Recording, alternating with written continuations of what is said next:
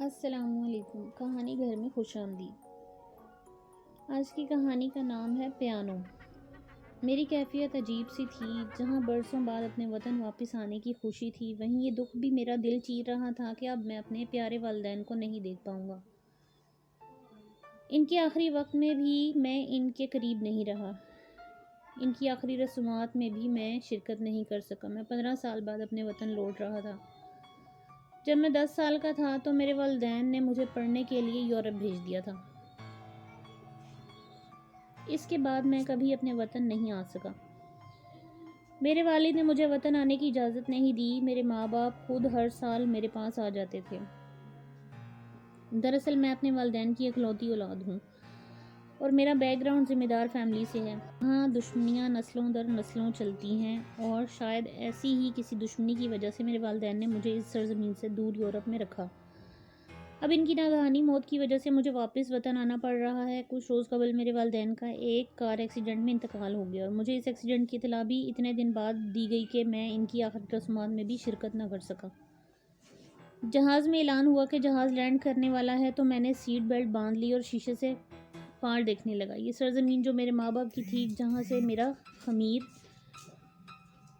اٹھا ہے، برسوں بعد میں اس سرزمین پر قدم رکھنے والا ہوں۔ جہاں جہاز رکا تو میں نے سیٹ بیلٹ کھولی اور پھر ایک ایک کر کے مسافر جہاز سے اترنے لگے۔ میں بھی جہاز سے اتر کر ٹرمینل کے اندر پہنچا۔ میرے پاس سامان نہایت مختصر تھا، لہٰذا کسٹم وغیرہ سے جلد ہی نجات مل گئی۔ جب میں ایئرپورٹ سے باہر نکلا تو مجھے اپنے خاندانی پرانے نوکر فضل بابا نظر آئے۔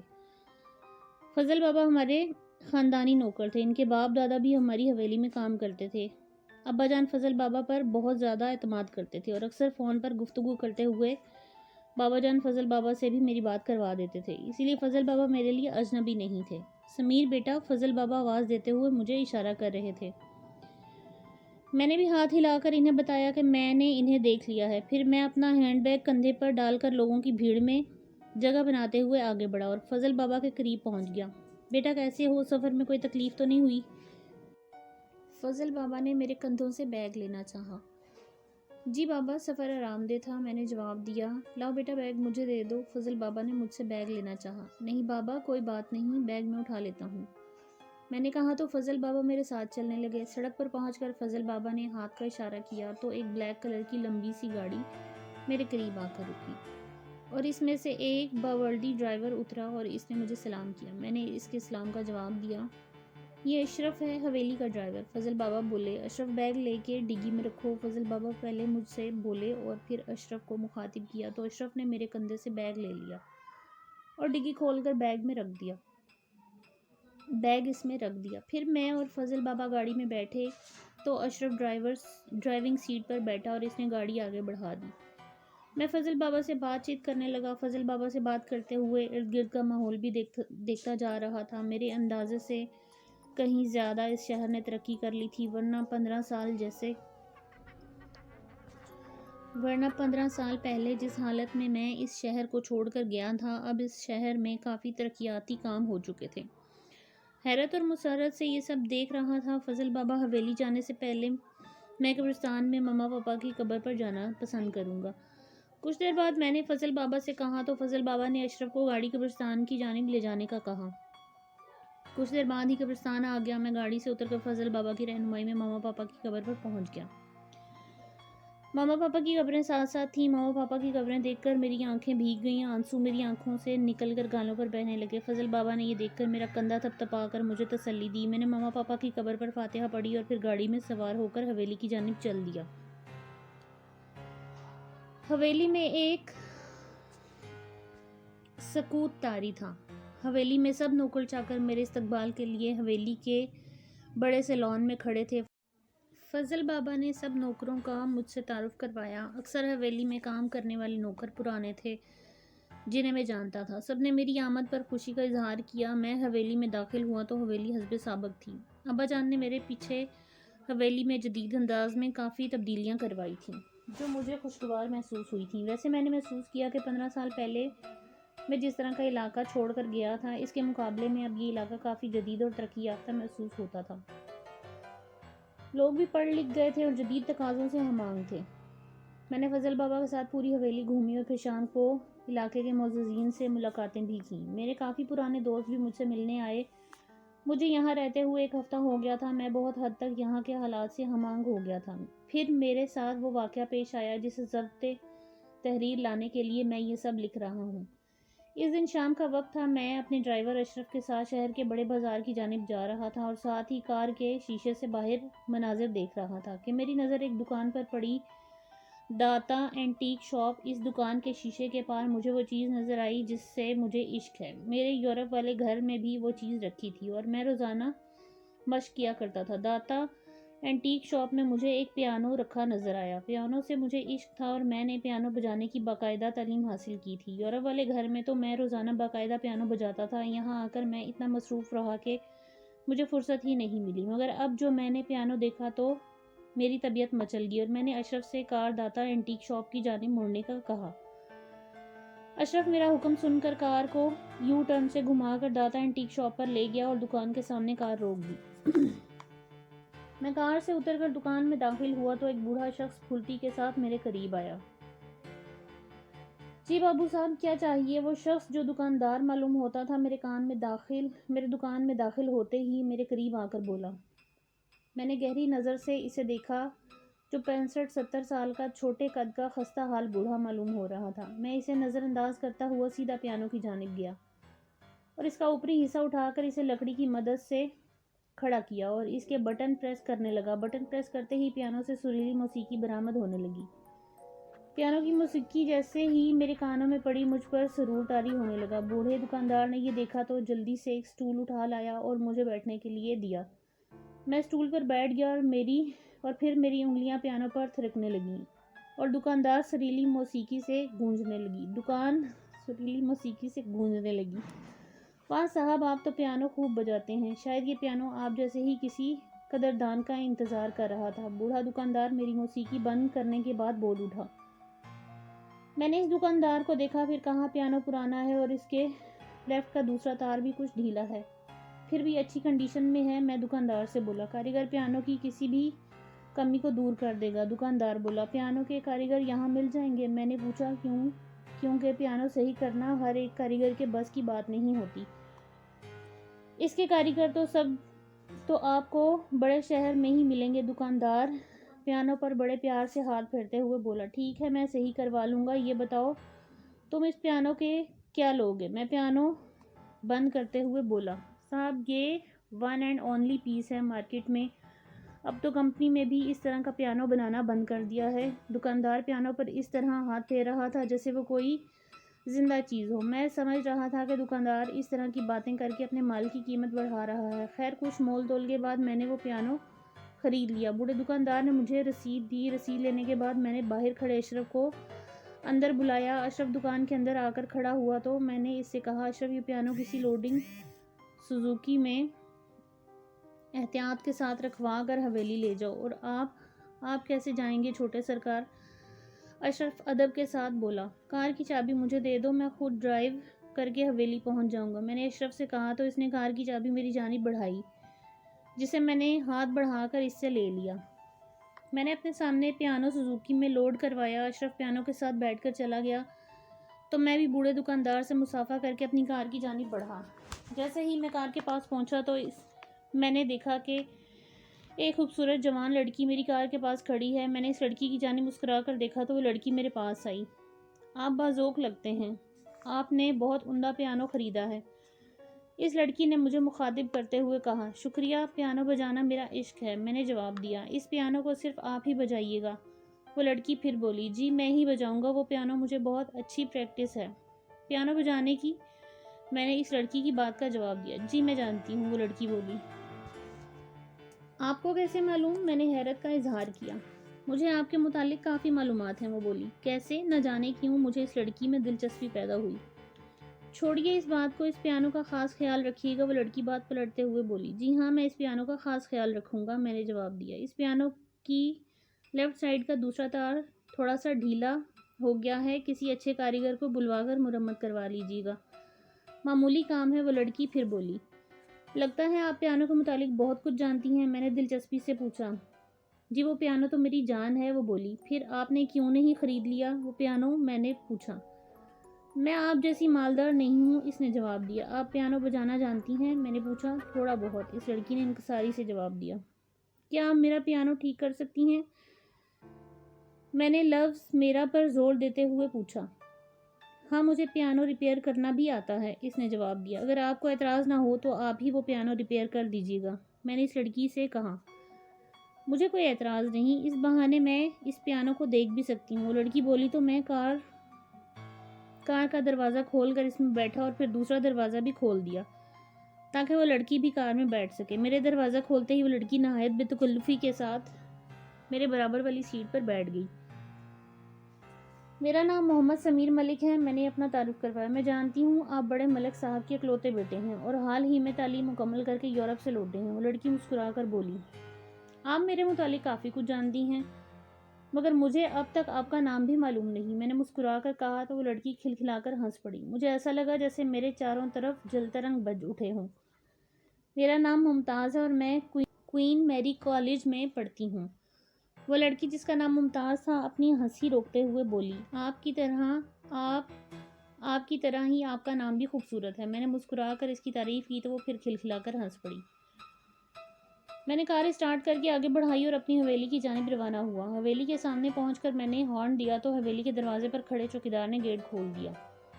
میں کار لے کر حویلی کے لان میں داخل ہوا۔ لان کے روش پر ہلکے سی رینگتی ہوئی کار اور کار میں بیٹھی ہوئی ممتاز، جس کی ایک لٹ اس کے ماتھے پر بار بار آ کر اسے تنگ کر رہی تھی اور وہ اس لٹ کو اپنی انگلی سے اپنے کان کے پیچھے کرتی، مگر پھر وہ شرارتی لٹ سامنے آ کر اس کے گالوں کو چومنے لگتی۔ میں اس دل فریب منظر کو دیکھتے ہوئے کار آہستہ سے ڈرائیو کر رہا تھا۔ حویلی کے اندرونی دروازے کے سامنے میں نے کار روکی اور اپنی طرف کا دروازہ کھول کر نیچے اترا۔ مجھ سے پہلے ہی ممتاز کار سے نیچے اتر چکی تھی۔ پھر میں اور ممتاز حویلی میں داخل ہوئے۔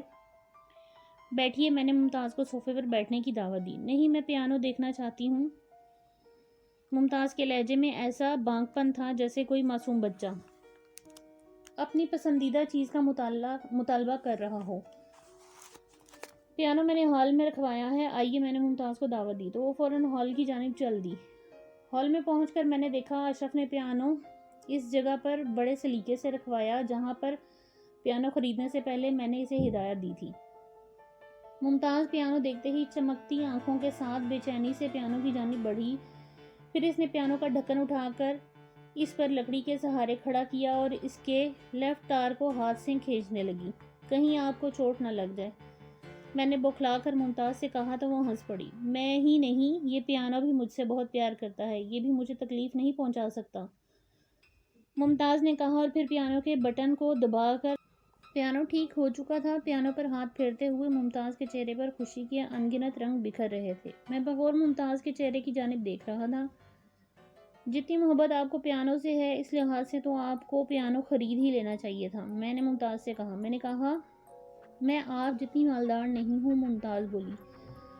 چلیے، کبھی موقع آیا تو میں یہ پیانو آپ کو گفٹ کر دوں گا، میں نے مسکرا کر کہا۔ شاید ایسا موقع کبھی نہ آئے، بس آپ کی اتنی مہربانی ہوگی کہ کبھی کبھی مجھے اس پیانو کو بجانے کی اجازت دے دیجیے گا، ممتاز بولی۔ یہ کوئی پوچھنے کی بات ہے، آپ کا گھر ہے، جب آپ کا دل چاہے آپ یہاں آ کر پیانو بجا سکتی ہیں، میں نے مسکرا کر کہا۔ سچی؟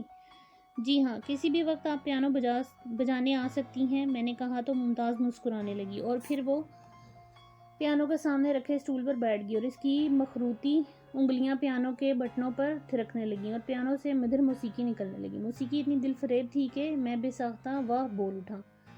ایک وعدہ کیجیے، آپ پیانو بجانے کے بعد، ممتاز بولی۔ کیا؟ میں نے حیرت سے اس کی جانب دیکھا۔ اس پیانو کو آپ کے علاوہ کوئی اور ہاتھ نہ لگائے، ممتاز بولی۔ کیوں؟ کیونکہ اگر کوئی اور اس پیانو کو ہاتھ لگائے گا تو اس کے سر خراب ہو جائیں گے، ممتاز بولی۔ ٹھیک ہے، میرے اور تمہارے سوا کوئی اس پیانو کو ہاتھ نہیں لگائے گا، میں مسکرا کر بولا۔ سچی مچی؟ چھوٹے سرکار، اسی وقت مجھے فضل بابا کی آواز آئی جو مجھے آواز دے رہے تھے۔ میں جلدی سے ہال کے دروازے کے پاس پہنچا۔ فضل بابا دروازے سے آواز دیتے ہوئے اندر داخل ہوئے۔ آئیے فضل بابا، آئیے۔ میں فضل بابا کو لے کر ہال میں داخل ہوا۔ ان سے ملیے، یہ ممتاز ہیں، میں نے پیانو کی جانب اشارہ کرتے ہوئے کہا۔ یہ تو پیانو ہے، فضل بابا حیران ہو کر بولے۔ میں نے جلدی سے پیانو کی جانب دیکھا تو وہاں اسٹول پر کچھ دیر پہلے بیٹھی ممتاز اب وہاں نہیں تھی۔ یہ ممتاز کہاں گئی؟ میں حیران رہ گیا۔ کون ممتاز سرکار؟ وہ لڑکی جو میرے ساتھ پیانو کی دکان سے یہاں آئی تھی۔ میں حیران ہو کر کہنے لگا، اگر کوئی لڑکی یہاں آئی تھی تو پھر کہاں گئی؟ فضل بابا بھی حیران ہو گئے۔ میں جلدی سے حویلی سے باہر نکلا اور گیٹ کی جانب گیا۔ یہاں سے کوئی لڑکی گئی ہے کیا ابھی؟ میں نے گیٹ پر کھڑے چوکیدار سے پوچھا۔ نہیں مالک، یہاں سے تو کوئی بھی نہیں گیا۔ میں یہاں چوکس کھڑا ہوں، چوکیدار بولا تو میں سر کھجانے لگا۔ آخر ممتاز گئی کہاں؟ میں نے حیرانی سے سوچا، پھر حویلی کے اندر کی جانب چل دیا۔ آخر وہ لڑکی گئی کہاں، وہ جو کسی کو نظر نہیں آئی؟ میں ہال میں داخل ہونے کے بعد بڑبڑایا۔ چھوٹے سرکار، کچھ چرا کر تو نہیں لے گئی؟ فضل بابا نے پوچھا۔ نہیں، میں نے جلدی سے جواب دیا، کیونکہ میں یہ نہیں کہہ سکتا تھا کہ وہ لڑکی میرا دل چرا کے لے گئی ہے۔ چھوٹے سرکار، مہمانوں کو دعوت نامے اور ارسال کر دیے ہیں، آپ ایک مرتبہ نام دیکھ لیجئے۔ فضل بابا نے ایک لسٹ میرے ہاتھ میں تھمائی۔ فضل بابا، آپ بہتر سمجھتے ہیں، میں نے بیزاری سے کہا اور لسٹ ان کو واپس تھما دی۔ دراصل میں اپنی آمد اور شہر کی معززین سے ملاقات کے غرض سے ایک چھوٹی سی پارٹی رکھی ہے، تاکہ علاقے کے معززین سے تعارف حاصل کر سکوں۔ اسی سلسلے میں فضل بابا مجھے لسٹ دکھا رہے تھے، مگر ممتاز کے اس طرح اچانک چلے جانے کی وجہ سے میں کافی اپسیٹ ہو گیا تھا۔ لہٰذا میں نے لسٹ فضل بابا کو واپس کی اور اپنے کمرے کی جانب چل دیا۔ ایک ہفتے تک ممتاز مجھے نہیں ملی۔ میں نے اسے ہر جگہ تلاش کیا مگر ناکام رہا۔ میں اس کے بتائے ہوئے کالج بھی گیا، مگر کالج میں چھٹیاں تھیں اور تمام طلبہ اپنے گھر چلی گئی تھیں، لہٰذا مجھے وہاں سے بھی کوئی مدد نہ ملی۔ اس کی وجہ سے میں کافی اپسیٹ رہا۔ پھر میری حویلی میں پارٹی ہوئی جس میں علاقے کے کافی معززین شامل تھے۔ فضل بابا ایک ایک شخص سے میرا تعارف کروا رہے تھے اور میں ہر شخص سے خندہ پیشانی سے مل رہا تھا۔ پارٹی حویلی کے ہال میں ہی رکھی گئی تھی۔ علاقے کے کافی لوگ اس پارٹی میں شامل تھے اور پارٹی سے لطف اندوز ہو رہے تھے۔ سمیر، یہ پیانو یہاں کیوں رکھا ہے؟ کیا تمہیں میوزک کا شوق ہے؟ ایک شخص میرے کندھے پر ہاتھ رکھتا ہوا بولا تو میں نے مڑ کر دیکھا۔ وہ شخص وہ علاقے کے جزل ہسپتال کے ڈاکٹر امتیاز علی تھے۔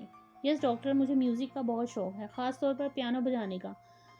میں نے پیانو پر ہاتھ رکھتے ہوئے کہا، پھر تو آپ سے ہماری خوب دوستی ہو سکتی ہے، کیونکہ پیانو کے عشق میں تو ہم بھی مبتلا ہیں۔ ڈاکٹر امتیاز نے کہا، یہ ہوئی بات، علاقے میں آپ دوسرے شخص ہیں جنہیں پیانو کا شوق ہے؟ میں نے کہا، دوسرے؟ یہ پہلا کون ہے؟ ڈاکٹر امتیاز نے ہنستے ہوئے پوچھا۔ ایک لڑکی۔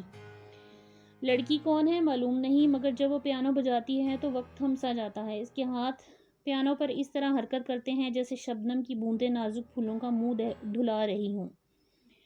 میں نے کہا تو ڈاکٹر امتیاز ہنس پڑے۔ بھئی ایسی لڑکی سے تو ہم بھی ملنا چاہیں گے کہ جس نے ایک یورپ